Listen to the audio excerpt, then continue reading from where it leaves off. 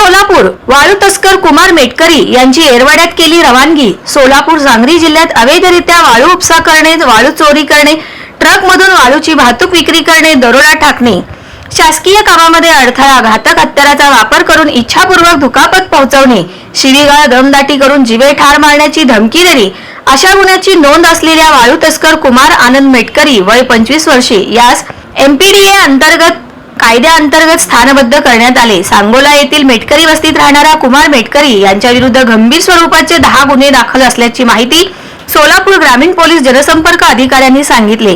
मागील 8 वर्षापासून त्याने त्याची दहशत व भीती राहावी, त्यातून त्यास आर्थिक तसेच इतर फायदे मिळावे याकरिता गुन्हेगारी वर्तन करत होता। त्यास यापूर्वी 2021 मध्ये सोलापूर जिल्ह्यातून हद्दपार करण्यात आले होते, तरी देखील कुमार मेटकरी याने पुन्हा गुन्हेगारी कारवाई करून सर्वसामान्य लोकांमध्ये दहशत व भीती निर्माण करून सार्वजनिक सुव्यवस्थेस बाधा निर्माण केली होती। वाळू तस्कर कुमार मेटकरी याच्या गुन्हेगारी कारवायांवर व सार्वजनिक सुव्यवस्थेस बाधा आणणारी कृत्ये करण्यास भविष्यातही प्रतिबंध करण्यासाठी पोलीस अधीक्षक शिरीष सरदेशपांडे यांच्या मार्फतीने जिल्हा दंडाधिकारी कार्यालय सोलापूर येथे प्रस्ताव सादर करण्यात आला होता। जिल्हाधिकारी तथा जिल्हा दंडाधिकारी कुमार आशीर्वाद यांनी एमपीडीए कायद्याअंतर्गत स्थानबद्ध करण्यासंबंधी आदेश निर्गमित केल्याने कुमार मेटकरी या शनिवारी 25 मे रोजी एरवाडा कारागृह पुणे येथे स्थानबद्ध करण्यात आले। ही कामगिरी पोलीस अधीक्षक शिरीष सरदेशपांडे सोलापूर ग्रामीण, अप्पर पोलीस अधीक्षक प्रीतम यावलकर यांच्या मार्गदर्शनाखाली उपविभागीय पोलीस अधिकारी